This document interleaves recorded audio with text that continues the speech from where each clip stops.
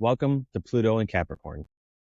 I'm Chiron Phoenix, a neo-shaman practicing quantum true sky astrology, numerology, and sacred geometry. Every week, I do my best to help you on your journey of growth, self-discovery, and healing as we dive deep into the Plutonian age of Capricorn. Pluto is the planet of transformation, and Capricorn is about ambition, structures, and deep spirituality. As we get further into the current Pluto and Capricorn transit, we'll see more and more changes around belief systems, laws, and striving to become more authentic. These and many other changes will be at the forefront of this period. During this time, there will be a great need to develop practices that can facilitate the changes we all feel are needed. This podcast is here to introduce you to practitioners that work directly with their clients to help them on their journey. Now, let's embrace the Capricorn energy and dive deep into the sea of knowledge, and then climb like a goat to the mountaintop with a new perspective. This is Pluto in Capricorn.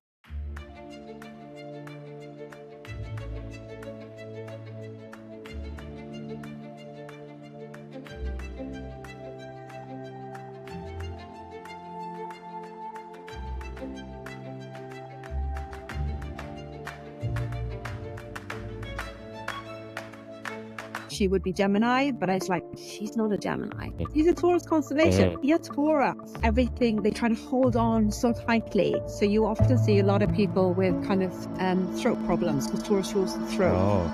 It also rules the thyroid, the lower teeth. So you often see a lot of kind of Taurus people with a lot of thyroid problems.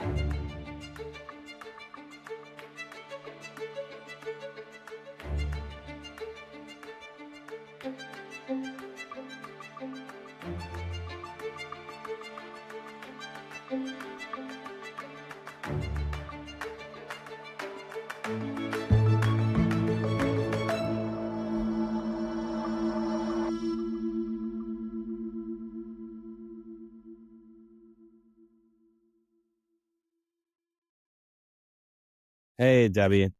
Finally, great to talk to you. I know we've been looking forward to this. I've been looking forward to it. And just in the conversation we've been having off camera, I'm seeing so many synchronicities and just amazing things happening here.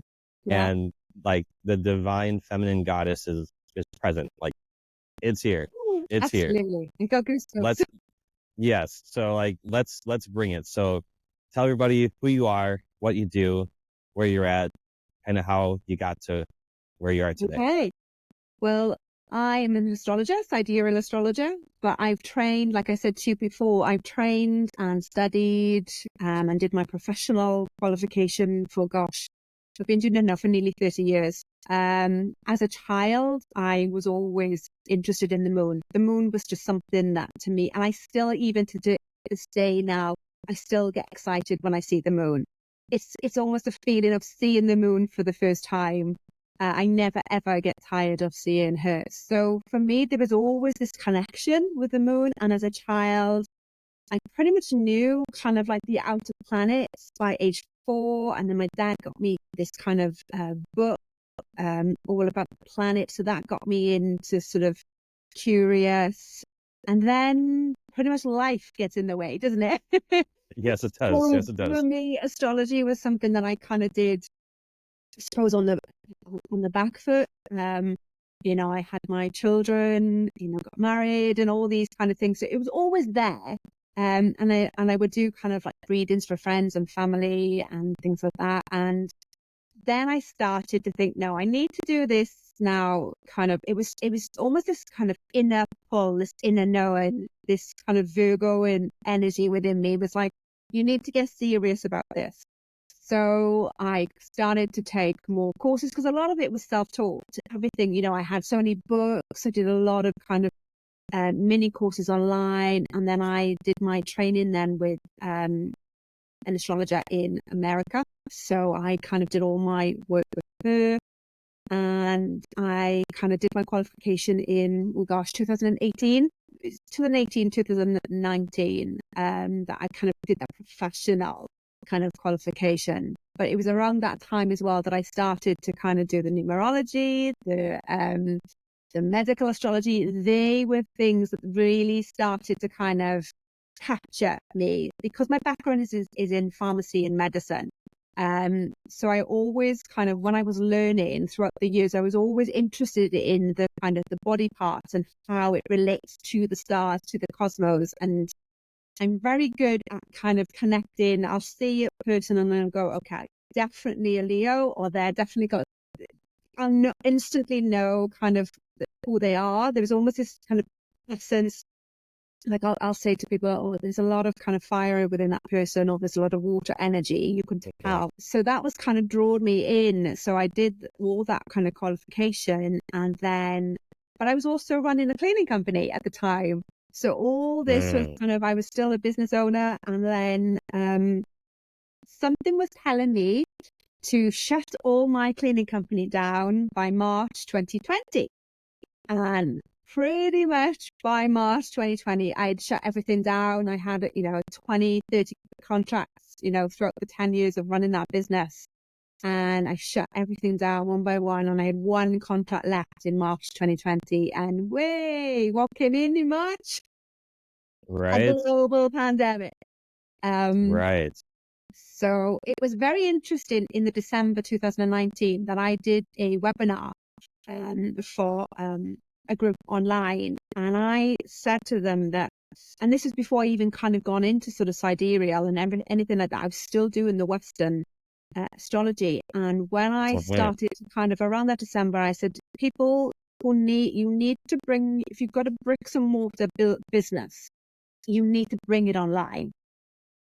You need to start bringing things online. And I think there was about 80 people on this online call, and I started to kind of see something was coming. Now, I mean, for years, astrologers knew something was going to come around the 2020, but it was never going to be this kind of great conjunction that the tropical sort of astrology all predicted. And it was kind of just started to get very, what was the word?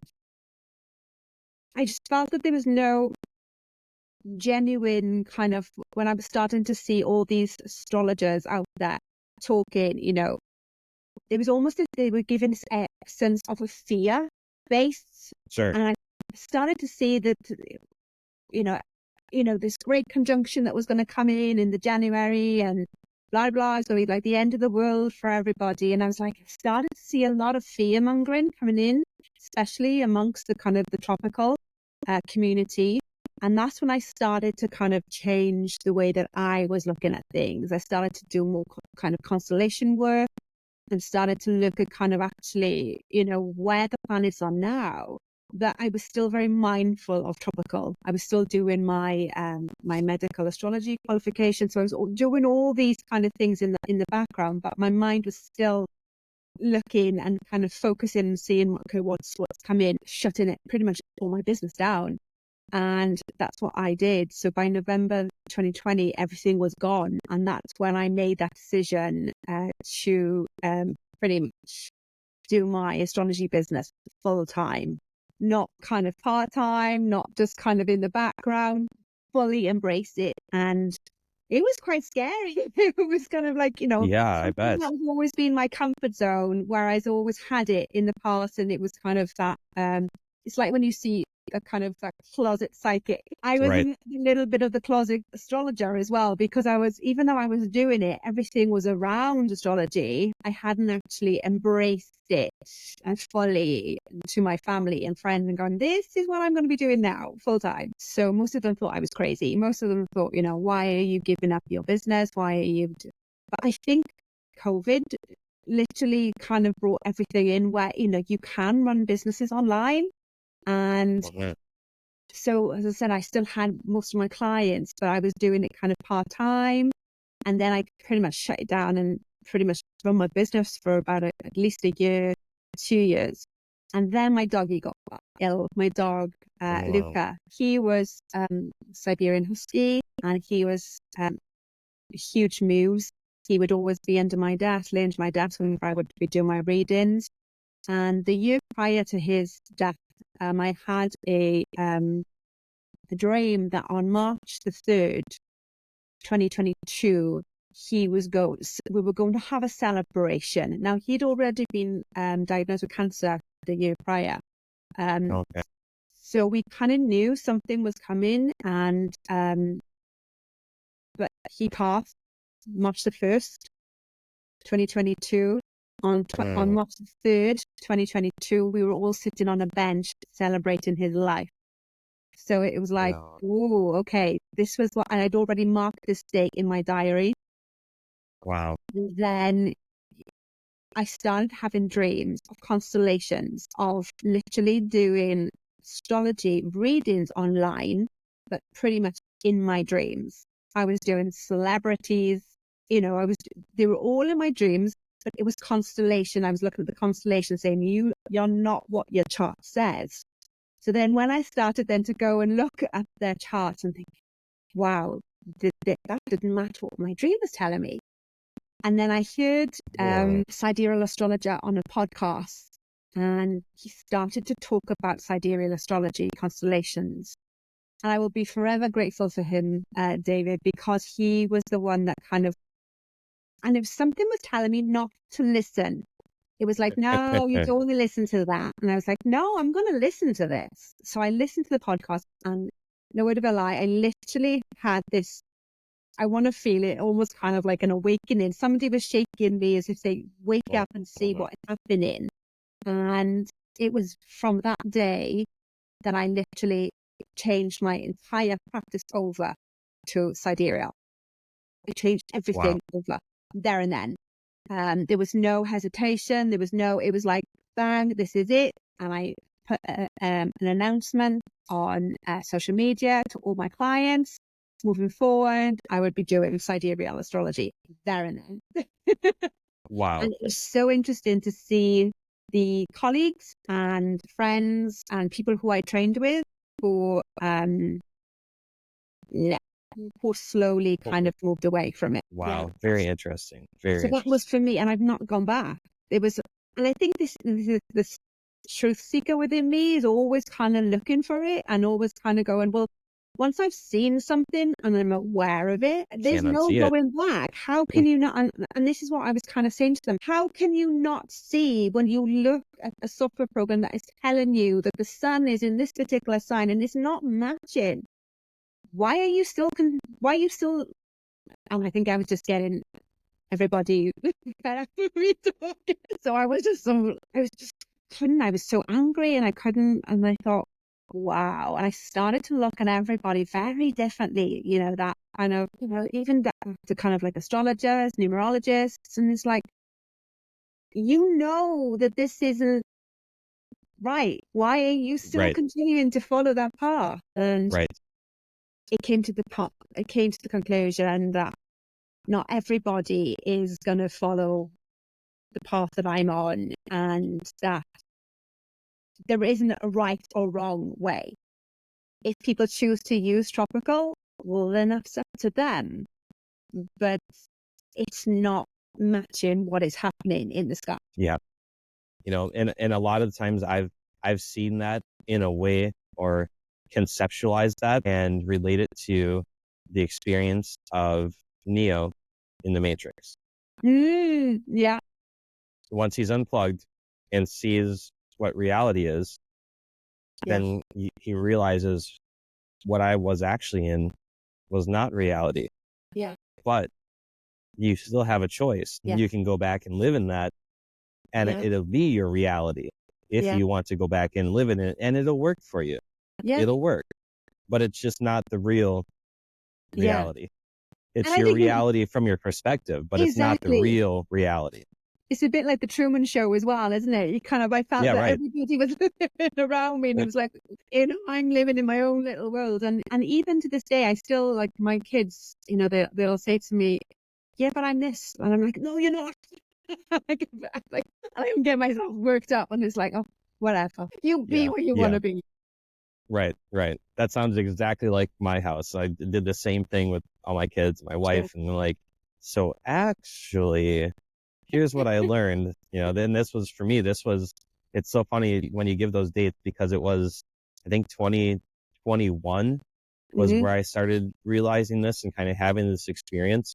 And it was after I had already decided that I was going to deep dive into Yeah. astrology and really started to embrace astrology and Yeah. learning about it and starting to practice it and look at charts and try to interpret things. It was Yeah. after I had kind of fully embraced, or what I call now my cognitive dissonance, trying to Yeah. embrace a Capricorn sun. I was Mm-hmm. trying to fit that Yeah. and was trying to rationalize and do all these interpretations of what Capricorn meant for me Yeah. and why it expresses through me in this way. And went and got my arm tattoo, the big Capricorn sea goat sleeve, and then it was like a year afterwards, and I was like, wait a second, there's no, like, man, I had this whole like, oh, I did all this stuff, now I got to go back and redo all this, and Yeah. so now I was just talking to somebody, people that are listening, they're like, I just heard this last week. Like, yeah, I was talking to someone just not long ago, and telling them about how now I'm going to cover my arm up with a big dragon and have it just like the fully awakened serpent, Yeah. basically, is what Like my intention Sidereal. is. So it's, yeah, exactly. So it's going to be a big dragon with flames and stuff Yeah. like that on my arm, kind of covering up what was the sea goat. But for me, it's that Yeah. it's the serpent, or wisdom or knowledge, has now ascended to its highest form. So I'm Yeah. trying to embrace that. And that ties into this fucus energy and this Mhm. serpent energy and serpent knowledge, stuff like that. So really interesting. And I think that what you're saying has a lot to do with it, about that grand conjunction happening. Yeah. And something I never even thought of, based off of our conversation we were having before, when I was telling you, like, okay, when you said, oh, you're Virgo rising, I'm like, okay, right away I know, like, she's born around the winter solstice. Like, I Yeah. can tell. I just know it. So something else that's coming up for me, and I've ran into so many people that are either Sagittarius sun or Mhm. Fucus sun, born Mhm. kind of in that December time period, is that something happened, because that's around, our birth Yeah. period. Something with that grand conjunction was actually kind of a trigger for an awakening. Yeah. Definitely. Yeah. Oh, and I got goosebumps again.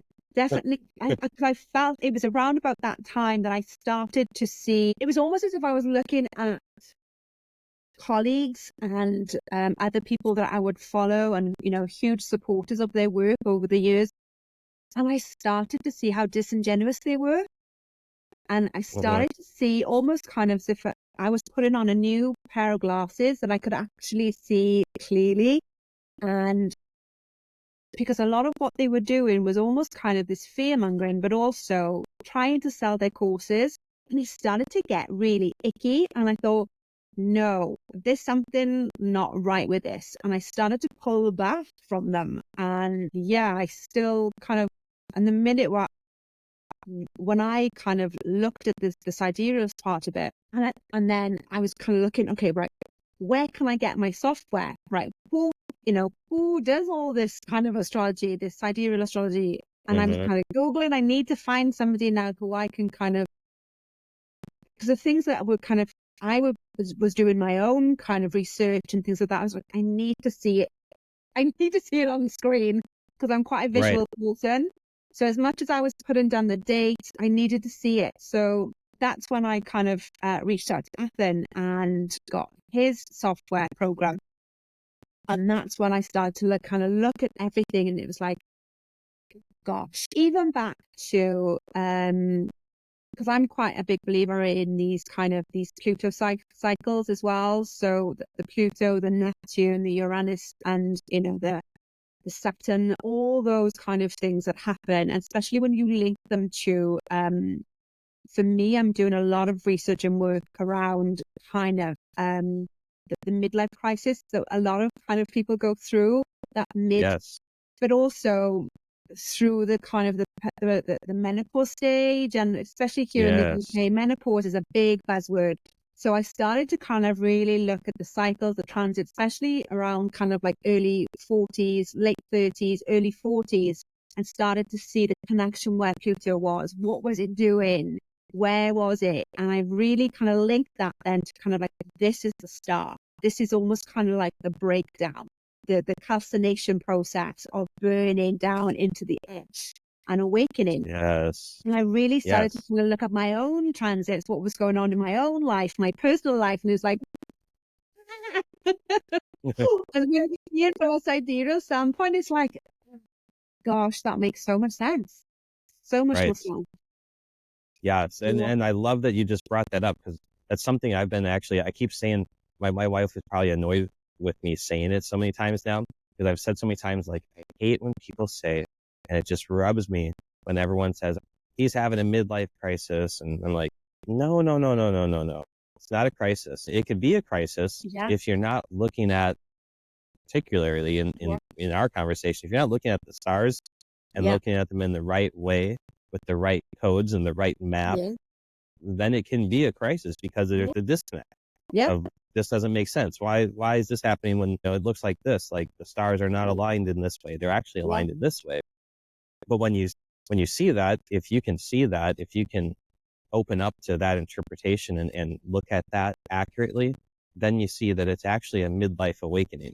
Absolutely. And not a crisis. No. It's an amazing time. And that's right in my age. I'll be 43 this year. So it's like, that's the last 3 years, literally since, like, just before I turned 40, it's been just this whole awakening process. And I think that is it, because a lot of it is spoken to about women awakening, but there's not there for men. And I think we all go through these cycles, just because it's kind of, especially when you have the Uranus opposition and all those kind of things, or the Neptune square, all these kind of biggie ones that come in this kind of midlife sort of phase. And it is to awaken us. It is to kind of, I feel, almost awaken us from our deep sleep especially when, and that's the beauty of Sidereal. I feel it does look at it at a deeper soul level. I feel that, when you look at it from the tropical standpoint, look, there's nothing wrong with that. If you want to do that, cool.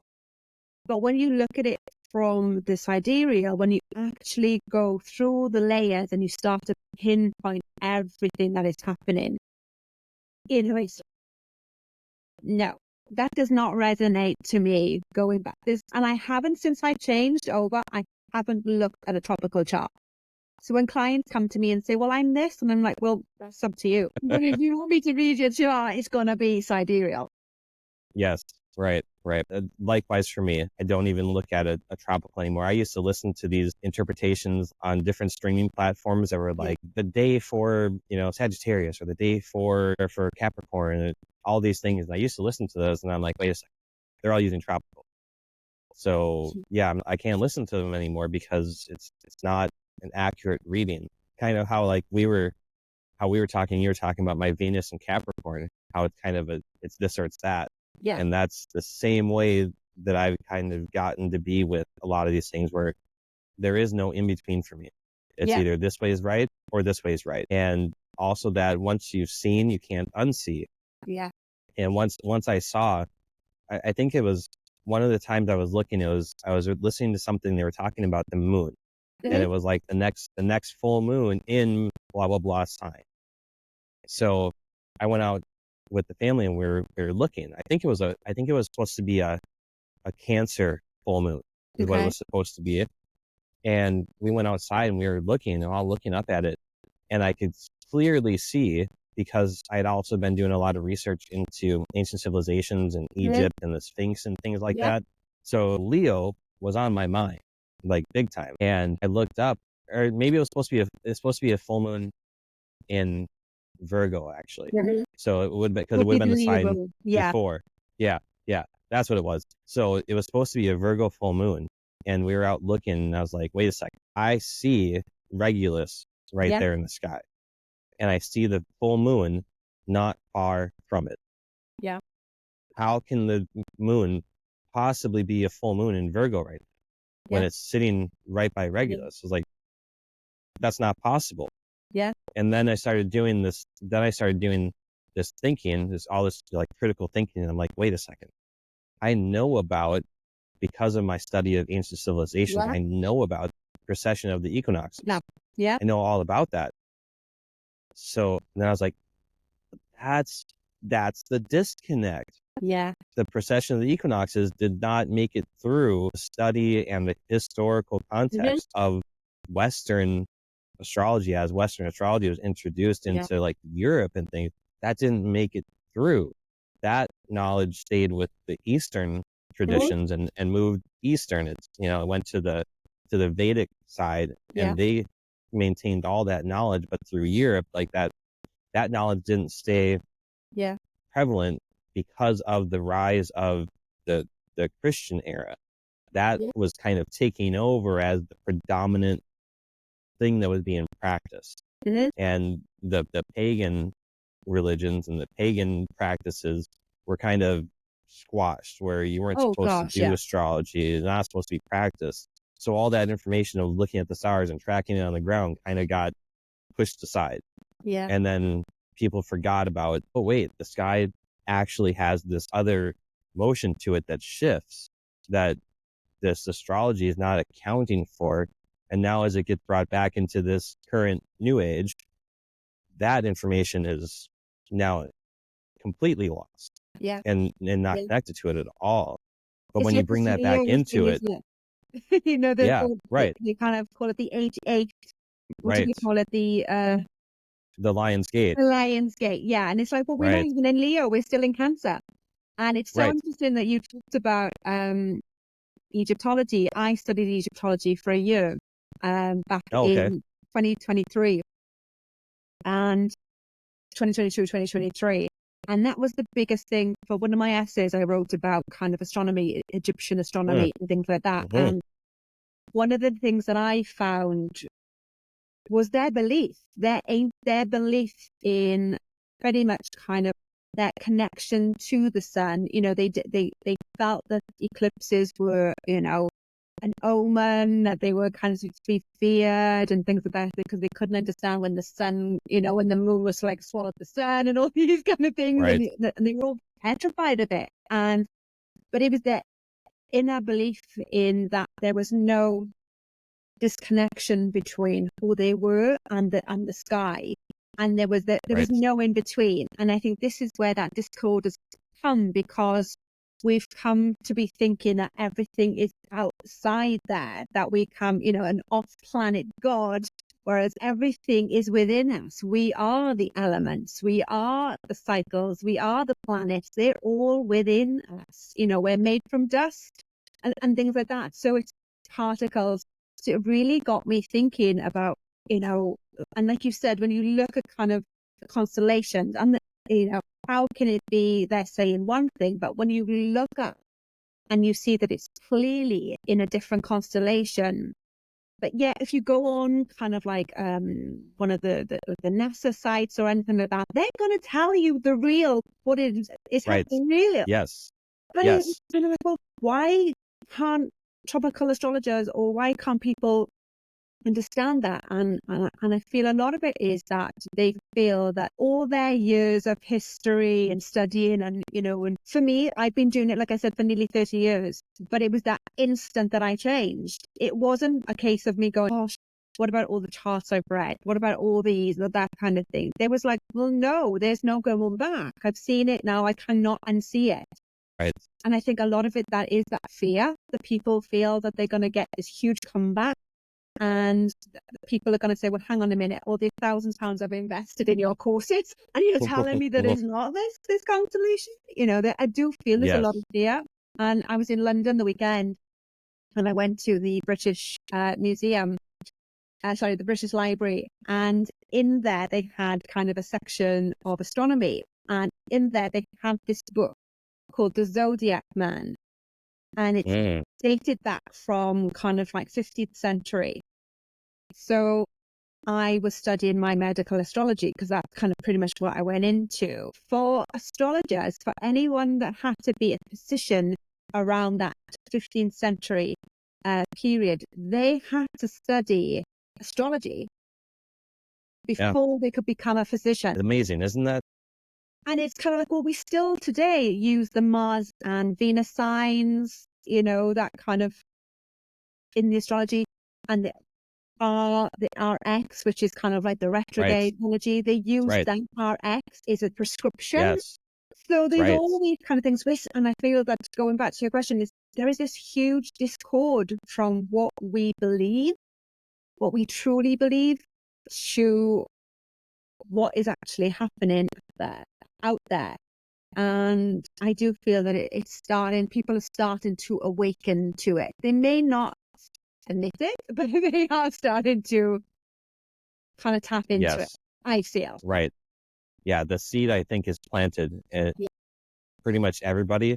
And it's just, needs to get watered right, and needs to start getting, the right nutrients to the soil so that it can sprout and grow into something beautiful. And I think other people have just taken the steps to kind of boost that process and fertilize the soil that seed was planted in, and now are tending to it. And now there's a garden growing, and now they're plucking the fruit and the vegetables from that garden that's grown within them.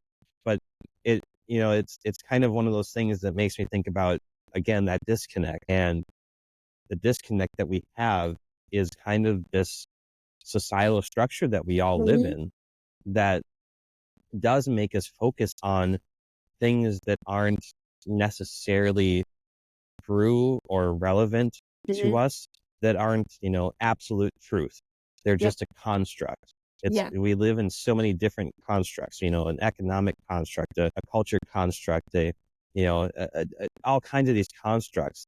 And I feel like we've gotten so used to that. People are so accustomed to living in a construct or a thought concept, where it seems like people are almost comfortable with being in a Western astrology construct because it's all they've ever known. And it's kind of like, it's like leaving the nest. It's like shedding the skin. It's like that serpent, energy, shedding the skin and becoming the new. And when you started talking about the medical astrology, which I really want to get into that, you mentioned the Mars and the Venus, our male and our female symbology, and the RX, the retrograde prescription, and how that ties back to with language of prescription is for making stuff go away, or making you go back to where you were. So it's, it's that symbolic retrograde, like it's going back to, look at this, let's go back to a neutral state or whatever it may be. So like that RX prescription, we're going back to what it was, type thing. So it's interesting how that connects. And then it also makes me think of the serpent symbology, the two serpents on the staff as the sign of medicine and healing. And it's like, okay, so if we know it as a society, as a culture, as a world, that the universal symbol that's on ambulances, that's on nurses and doctors and medical professions, lapel pins or whatever they have, uniforms, there's always that serpent, those serpents coiled up the staff, which has multiple meanings. It can reference, that the Kundalini energy rising up the spine, but it also shows the thing holding the two serpents, which we know is the Ophiuchus sign, which comes back to, again, the sidereal true sky astrology, seeing that, yes, okay, Ophiuchus actually is in the ecliptic. Like, planets do actually go through that area of the sky. If you look at it, you can see, like, yes, they go through there. And what does that mean? And how is that part of the whole system of astrology, and why has it not been utilized for so long? And very simply, it's because 13 is very difficult, or more difficult than 12, to work with a 360-degree system. The math just doesn't work, right? Right. But it's like, it's so symbolic that there's a 13 there. And there's also this whole 13 where there's, 13 lunar cycles, and there's actually 13 moons in the year, but the moon is connected to the more feminine aspects, or that opposite polarity. And I hate to say negative, but it's the receptive energy, which is more negative, where it's taking things in, whereas the positive energy, or the masculine energy, is kind of pushing things out, which is the positive pushes out, the negative is receptive. So it's kind of it's the arrow or the chalice type thing. So it's those two things. And of course, when those come together, you get the 6-pointed star or the Merkaba. So Yeah. all these different things in there of balance and union. I see how things have pushed away that feminine side of things, especially in the last like 2,000 years of this Oh Pisces gosh, yeah. age that we're in. It pushed that away. But so many different things like that connect. But kind of going back to what you were starting to talk about with this medical astrology. Mm-hmm. So with that specifically, where do you see that can influence or help people, or how do you use that to help? Yeah, for me, and just quickly kind of reiterating what you've just said, in numerology, the number 13 is also linked to the Venus, planet Venus, but also the divine feminine.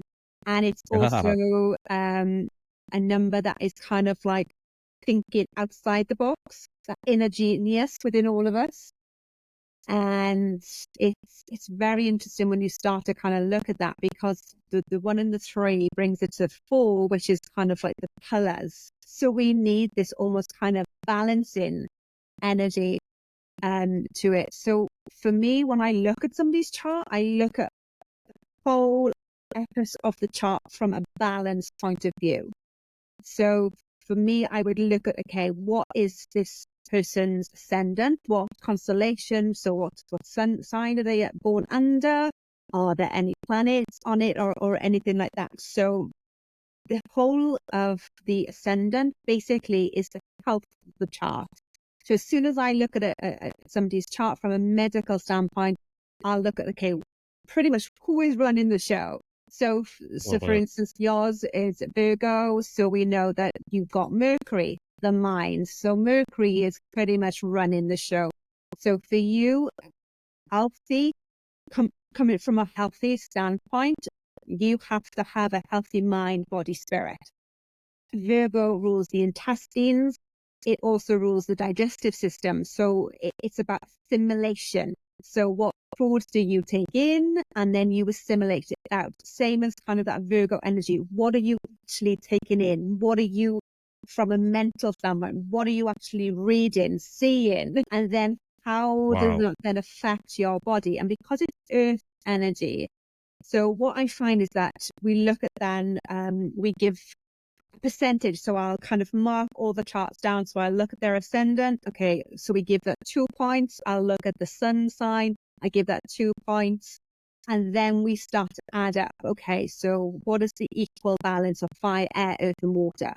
So if somebody has a predominant energy of fire and earth, then they may have, say, a couple of planets in water or no air. That would tell me, okay, so their journey in this lifetime is to learn about the signs, so the element of air. But then when you look at it, then, well, hang on a minute, we all breathe, so we all have this element of air. But it's about, okay, but we're not taught to breathe properly, and there's so much information out there now about breath work. And if you look at kind of mindfulness and meditation, it is all about breath. And so for me, it's okay, how do I bring in that balance? Because who's to say that that person also is not about to learn about air in this lifetime?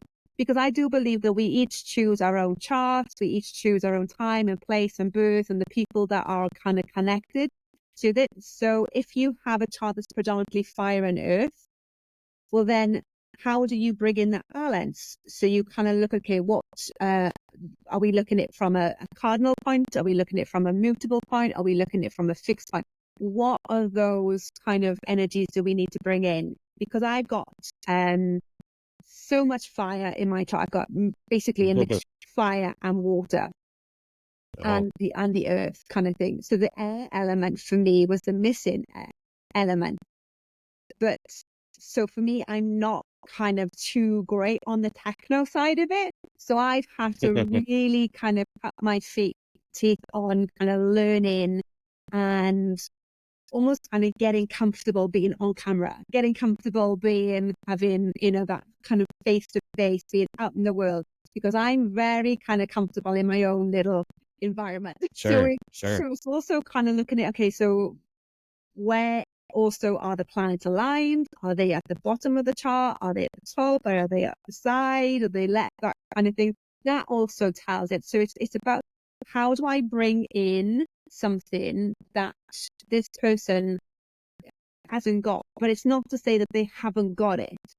It's about, okay, what are they here to learn in this lifetime? So again, going back to mine with the element of air, it's about networking, getting out of my comfort zone, meeting people, that kind of thing, having that conversation. Because I've only got one planet in air, and that's my Saturn in Gemini. So there's always going to be this almost kind of structure for me, is to make sure that I walk my talk, make sure that I'm correct in what I'm saying, make sure that, you know, the Saturn is always there reminding me that I need to make sure I'm always following what's being guided of me. So for me, I take my role as an astrologer very, very seriously. Because at the end of the day, I have clients coming to me, so I pretty much have their information in the palm of my hands. I can tell them, you know, this. But for me, it's about how we bring in this balance and help people as well, because I see so many people who are going through so many things, especially if they're kind of still living in the tropical land.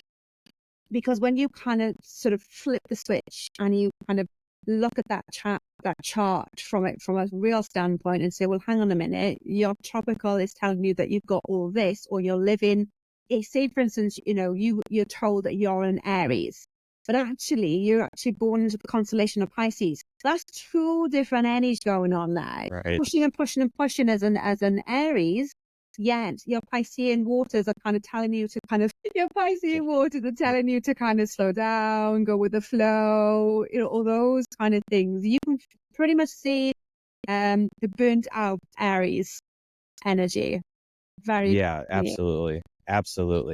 Yeah, that's huge. And it makes me think of so many different situations I've run into people where the energy that their tropical chart is giving is just not the energy that they're actually giving off. And you can see that there's definitely a disconnect there. And the people that I have been able to talk to that have been able to open up to that other perspective and look at it, all of a sudden they have an epiphany, and they'll send me, you know, mind blowing emojis like, it makes so much sense now. Like now it's right on. And it's interesting to me that there's also, you know, this whole study of Ayurveda. Yeah.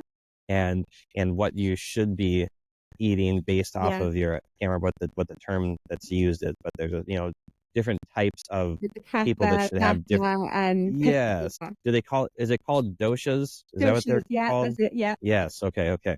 So that right there, like, tells me, okay, there's different energy types of bodies that are just intrinsic to our human nature.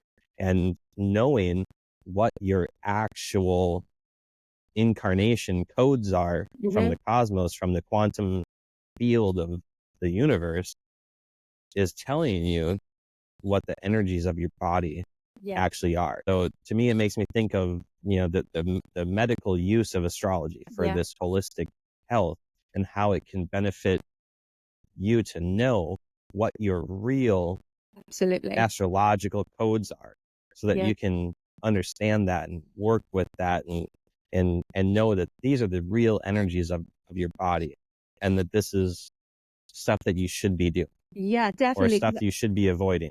Exactly. But because I'm going to kind of throw something out there, I personally believe, and especially with all the research I've done and the clients I've spoke to, I feel that the moon is kind of more important than the sun when it kind of when I look at it because of what the moon represents, but also what it's linked to so much, especially when we start to kind of look at the nervous system. And there's a lot of kind of talk out there about the nervous system.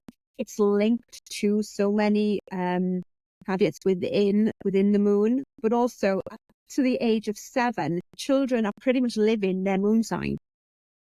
So that makes sense. So if you haven't got a child that's got the right chart in front of them, and going back to that Pisces Aries energy, if you've got somebody that is an Aries moon, but they've been told that they're a Pisces moon, again, it's different energies. So you know, if that child is kind of acting out, it's kind of, you know, full force, the energy, the anger, because fire moons need to move. They need to expel that energy. And you kind of look at it that way and you think, yeah, it's so important. So for me, I would kind of say every person needs to get their child's chart read. Yes, And absolutely. understand it, because if they're running it from the age of 7 up to the age of 7, predominantly most traumatic events happen between the ages of 3 to 7. So a lot of it is this emotional trauma bonds. These wounds are, I feel, linked to the moon sign and our emotions. Yeah, that makes a lot of sense to me too. And you know, with a lot of the research that I've done, just looking at charts, and I've done some weird stuff with charts and played around like within Prometheus, and I've done it where it tracks, where I've made it so it tracks how the moon moves, and I've done it so it does a time lapse and it watches the moon whip Yeah. around the chart. And I was doing this when I was doing research for I have like this music of the spheres and this harmony of the spheres project that I'm kind of working on in the background, and showing how that different resonating energy between the aspects of the planets and the moon moving around. And you can look at it on a chart and see as the aspects go that it almost looks like some type of a string instrument, Yeah. with the moon moving around and plucking the little different notes of all the planets as it goes around. And then you see, when you do it fast, you can almost see that it looks like harmonics of the aspects connecting between things. Gosh, that's so And it's clever. like this is making like music. It's literally like music of the spheres. And we know from NASA that they actually have recordings from the sounds of each planet. So it's like, okay, so as the moon moves between Earth and this planet, because that's literally what it does, is as it's, you know, locked in this tidal orbit around Earth, it's moving between the planets and Earth. And there's a change in the actual vibration that's coming from that planet to Earth. And of course, then that planet is got a backdrop of a certain constellation where those stars and those things and the gamma rays that are coming from those areas also have this vibration. So when the moon goes between that, it's going to be a change in the vibration. It's almost like there's a guitar string between the Earth, that planet, and then the constellation it's at. Now, again, this is thinking not in Newtonian physics necessarily, but in a quantum physics type mindset where everything is connected. If we think, you know, that from the Earth to that planet to the constellation it's in, and as the moon goes through that, it plucks it, and there's a vibration. Wow. And it's the moon that does that so often, you know, every 28 and a half days, it's moving through all of it. It's playing a full, you know, it's playing all those notes every 28 days. So fascinating. Yeah, it makes so much more sense that the moon has a more acute response or behavior and interaction with us than the sun that moves slowly, and things kind of move around the sun. But so like you're saying, the moon, it makes more sense that here on our terrestrial plane, that yes, it's the moon, but maybe more on the celestial or the soul incarnation plane, then that sun is more representative of that. Kind of that incarnation energy with sun and just a snapshot of how things were. But on a day-to-day Earth, the moon is the thing that affects the cycles, that changes the growth of things. It's because you can feel it, because I can feel, because I've been doing it for so long. I don't even have to look at where the moon is now. I can almost feel within my energy when it shifts. And it's so interesting when you were talking about the strings, that it reminds me of that Buddha, that quote where he kind of, when he was in that enlightenment stage, and then he realized that he'd overheard somebody say that if you pull a string too tight, it'll snap. But if you pull it too loosely, then it won't play music. And this is pretty much this kind of energy of the moon, that when you kind of hold on so tightly to these emotions, instead of actually allowing them to flow, and you work with the phases of the moon, you could feel, because I know whenever the moon is in Virgo, I feel that I kind of want to clean more. I want to do more kind of content writing. I want to do more, just, I feel I'm a little bit more judgmental. I'm like, oh, a Virgo moon, compared to when it's when it's Cancer moon, where I would just want to stay at home. I want to eat comfort food. I can tell when the moon is in, Taurus. I eat more sweet. So there's all these kind of things, and especially like going back to your question, each kind of constellation is linked to a body part, so when we look at kind of like Aries energy, yes, it's that fire energy, but it's also the head. So you often see people that have a lot of constellations in Aries, they may wear glasses or they have problems with their eyes. All those kind of things are a bit more hot-tempered compared to Taurus. And it's so interesting because my daughter's born kind of tropical. She would be Gemini, but I was like, she's not a Gemini. She's Taurus. She's a Taurus constellation. And even down to her mannerisms, everything that you kind of look at her and it's like, yeah, you're Taurus. And the biggest thing I found, especially with the Taurus energy, is this fear based of that everything they try to hold on so tightly. So you often see a lot of people with kind of throat problems because Taurus rules the throat. Oh, It also sure. rules the thyroid, the lower teeth. And you often see a lot of people who kind of find that growing up, they found that they couldn't kind of express themselves, especially if they've got a Taurus moon. They were kind of either shamed or something told them that they weren't allowed to express themselves. So you often see a lot of kind of Taurus people with a lot of thyroid problems. Interesting. Very interesting. Now, I'm curious now that we've talked about medical astrology quite a bit. I'm curious now how it relates to, or if there is a relation to, the astronumerology, if those are connected, and if you utilize the numerical side of astrology along with the medical side, and what those correlations are and how that works together. Well, for me, I kind of look at the numerology. So say from kind of like 1 to sort of 7, I kind of link them with the chakras. So if we kind of look at the root chakra, which is 1, the energy of kind of the number 1, and the root chakra is predominantly all about our fear base, but it's also about tribal energy as well, family, the kind of that honor and things like that, because 1 can be about leadership. So when I look at somebody's chart, I start to take down their kind of the degrees. So what the degrees of what they were born with. So that's kind of, the birth chart is basically a snapshot of the sky. So I have that map. It's a magical map. I look at it, it comes alive to me. So I see, okay, right, this is that chart. I start to then add in, okay, the degrees of what they were born, the sun, Mercury, Venus, Mars, the moon, and all that kind of thing. So I write that down. I then link that then to their numerology date of birth. So we do the the kind of like the day, the month, the year.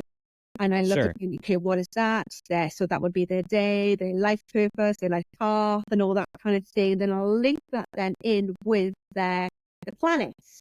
So there's always some sort of, I want to say, kind of synchronicity, like this string that starts to pull them together.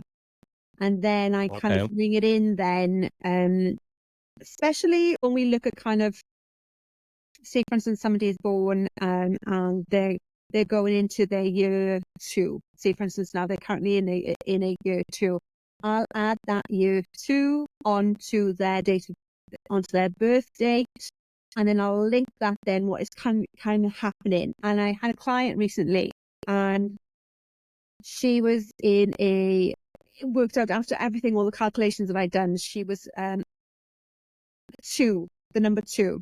So for me, the 2 is that link to that kind of sacral energy, fear, holding on. And she was going through a lot of that energy. She was in a breakup. She felt that she should go back to that breakup. Should she kind of move on? And it was very interesting that when I kind of priced them all together, how the number 2 was pretty much all over her chart. Oh, it's all over the place. Yeah. Interesting to find those synchronicities like that and see that it makes sense when it shows up that it's there. So Yeah. wow, that's really really cool. I love numerology. I've always been into it. Mhm. So you said that you look at it 1 through 7, but then do you also incorporate all the way through digit Oh, yeah, 9 yeah, yeah. or All do it. okay, For me, I kind of look at it as the main kind of, I mean, we have more than seven chakras. So, there's right, more than right. that, but I kind of look at those kind of 1 to 7. Okay, what is going on with those if I'm doing the kind of the medical astrology? So I tend to kind of put it all. I'm a bit of an alchemist, so I'll put everything Sure. into it and kind of see what happens. But yeah, no, I go through everything, all the numbers, because to me everything is a vibration. Because as they moving into kind of September today, now we're September the 1st. Even though it's a kind of a September is a 9 energy, it's a universal month of 18-9. So it's a double 9 Mm, energy. So September, I feel a lot of people feel it's all about new beginnings. It's going back to school. They're starting new things. September's always been a month that I've always loved. And especially now when I linked it to kind of the Virgo energy, because it comes right. in mid-September. But for me, I always feel that there's a little bit of endings and new beginnings, Yeah. which is pretty much the 9, especially going into this kind of universal year of kind of like the 8 and the 9 energy. There's this kind of balancing of, okay, right, what are we kind of, because this last 9 months have gone so fast that I feel, and especially 2024 has been a year of kind of awakenings. I mean, there's been so much kind of, I mean, without kind of even going into all the war and politics and all that kind of stuff, it's been a year that we all have to kind of look at kind of our values. What Mhm. are we actually holding on to? I've let go of so much this year that on a personal level, on a business level, we feel that we hold on to so much attachment. Now I look at somebody who's sprouting tropical and I was like, yeah, whatever. I just let it go. I just let it go and kind of like let them do their own thing. And I feel this kind of energy of kind of this 9 is all about patterns. And I do love finding a pattern. That's probably the Virgo way I That do. makes yeah, makes sense. I do love looking at patterns. Yeah. Absolutely. That makes a lot of sense. And a lot of what you're just saying makes me think about some of the final questions that I have for you as we're kind of wrapping up here.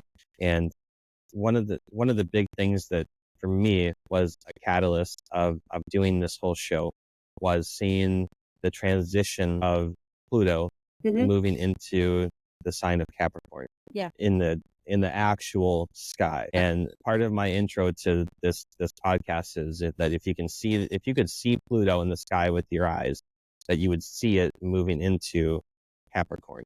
And I Yeah. know right now it's doing some retrograde stuff and kind of sitting there with like Sagittarius on the cusp right there. But it's kind of in this like void zone right Yeah. now where it's between the two actual constellations because those two constellations don't overlap or touch up Yeah. against each other. There's this gap between them. So Pluto's kind of sitting there and like moving into that. But as we get closer to like 2030 or like 2020 or like 2026, I think is when you can actually start seeing, if you have a telescope, Pluto getting closer to those stars of Capricorn. Yeah. And in a lot of the research I've done, I've seen 2026 is kind of being like the year Mhm. that a lot of change is going to happen, which makes sense. That'll be after in the US, especially, that'll be after this election cycle. Yeah. It'll be, after the first year of whoever's going to be the president in the United States has been a president for a full year. And Mhm. we'll get into 2026 here in the US at that time. But also kind of looking at it around the world, like I think it's what I heard was that over 50% of the world is having elections Yeah. this year. And it's like, whoa, wow, that's kind of big. And it could be very much a shifting time. And so one of my final questions I'll have for you in a second, but first, I want you to kind of tell us or tell people where they can find you, what type of work they can find from you, Yeah. and just what are those places like social media or Yeah. whatever the case may be, websites, all that stuff. So Well, they can find me on my website, which is debbiebestruesidereal.com. They can go there. They can check out my testimonials. They can book in either kind of a 30-minute or a 90-minute readings. But for me, a lot of it is kind of, I link to, I do a lot with women's health. That is probably my kind of, I love doing that. I love kind of seeing, especially this women my age, but also kind of, especially women who are going through and understanding their kind of the first Saturn return, and it's like, what the hell happened? And then you start to kind of map it all for them. So yeah, they can find me on debbiebestruesidereal.com. I'm on Instagram, and it's Debbie_Best_astrology. Okay. They can find me on, I am on Facebook, but I'm not on Facebook, if that makes sense. Yeah, right. Yeah, I got kind of fed up with Facebook. But they are the ones, or they can reach me on debbieBest1@gmail.com. So anybody, any questions or anything like that. And what I do offer is a free 15-minute consultation. So if anybody's new to astrology, or they don't know kind of what they're looking for, pop on. It's usually longer than 15 minutes because once you start talking, but yeah, it's free, and they can give me their birth details, and we can kind of look at their charts. But yeah, at the moment, I'm writing a book that will be out probably next year, but that is kind of fiction based. And it's got a lot to do with astrology. Astrology is in there. The cycles are in there. The alchemical processes are all in there. So that is kind of my passion, is bringing the chakras, alchemy, astrology all together, and just helping people kind of understand what is going on with them. Because I don't see any chart as a bad chart. You get these astrologers that, there's so much fear based out there. And I mean, there's enough fear in the world at the minute. But when you kind of look at the chart, and especially people are going through, I'm a huge believer in these cycles, especially the Pluto cycles, the Pluto transits, and the Neptune, and I link a lot of them to the alchemical processes. So it is all about that, understanding that, you're just going through these cycles, and that it will pass. And everything that we're here to learn in this lifetime is for our highest good. It's not against us. And absolutely, kind of live back in that balance of, if it goes up, it's going to come back down. Right. Yeah. Everything's in cycles, and everything is in relation to one another thing. That's beautiful. And I think that's great. I love that, you're willing to do the consultation for people, and then people should really take advantage of that, because I think you're a wealth of information, and that you can have a lot of benefit for people that are looking for this information, and can really, really help people. And I see that's that Virgo rising, that's that service to other people and wanting to serve. And I feel that myself too. And that's why I do this. And so the last question I have for you before I let you go would be, what does Pluto being in Capricorn for this next age that it's going to be there mean to you? Oh, I love Pluto. Pluto is probably one of my favorite. I know they say it's not a planet, but I feel Pluto holds so much information when you look at somebody's chart, what is going on with them, what sign they were in, and all these kind of things. And for me, Pluto is that awakener, and it is that awakener in all of us, and especially in Capricorn. I do feel that it's going to be an awakening of bringing down structures. Capricorn energy is all about structures, form, buildings, foundations. And I'm definitely starting to see that here, especially in the UK. And pretty much kind of when you start to look at it sort of worldwide, that Pluto and Capricorn is going to wake people up and help them understand that structures that were kind of built on a certain foundation centuries ago no longer work. And, we can see that in the US, we can see that in the UK, that especially when you kind of see that, and that Capricorn energy is kind of like that, as you say, it's that mountain goat. They go to the top of the mountain that is there. And for me, I do feel that this next kind of, it's going to stay till 2041.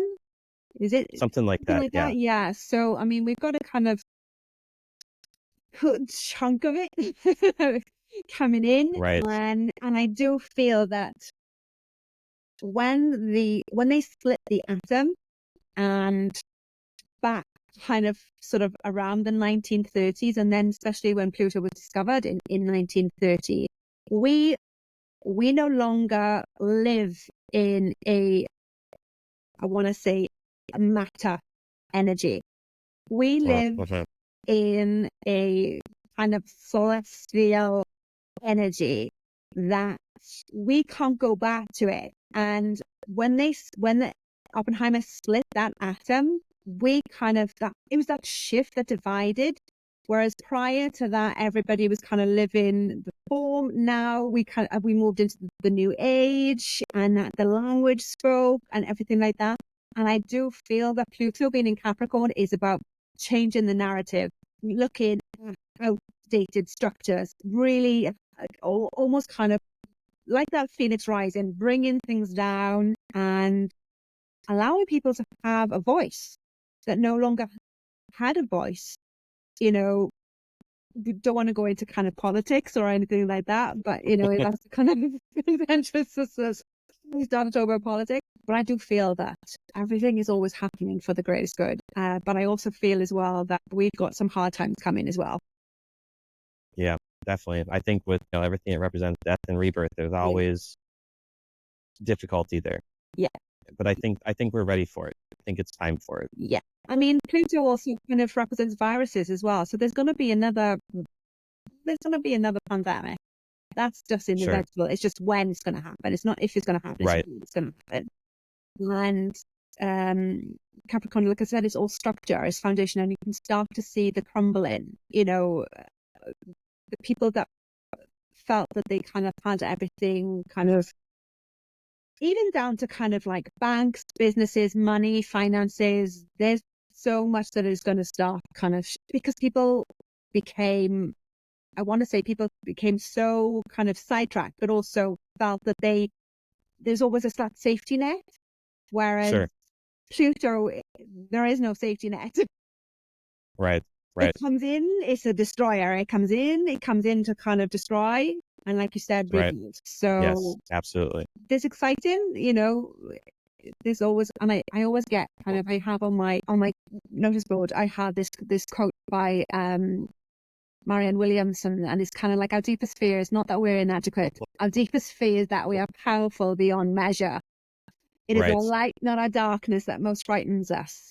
And I think that's what it is. Pluto is about shining that light on the darkness and allowing things to kind of come up. Because if you go into a Pluto transit between the ages of 37, 42, you're usually kind of, your foundations start to feel like what you thought you knew, you actually don't know.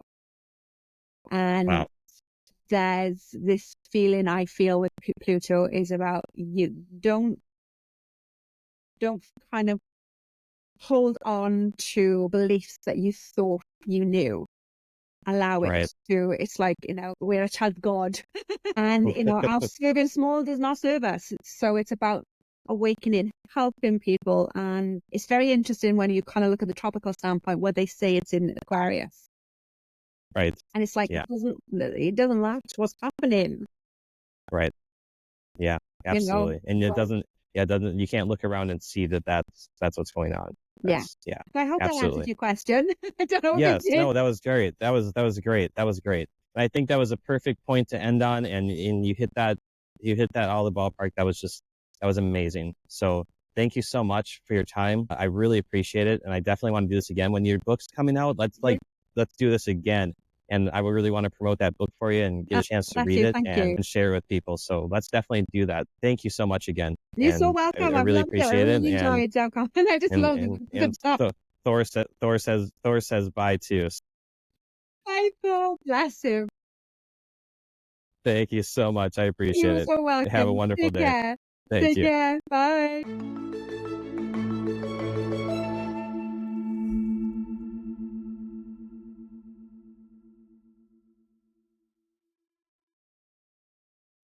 I'm so grateful for Debbie Buss and the conversation we had. She brings such a positive vibe and authentic presence to the work she does. Please check out her website and social media through the links in the show notes. If this conversation was meaningful for you, please share it on your social media in whatever way works best for you. The success of this podcast and the information being shared is dependent on reaching as many people as possible. The more people that it reaches, the more people I will be able to bring to you with even more information to help further the healing and growth that we all need. If you'd like to order a True Sky astrology chart from me, please contact me through any of the links in the show notes. I make custom charts like this one by hand. They show you exactly where the planets were at the time of your birth using the actual sky and the place and moment you were born.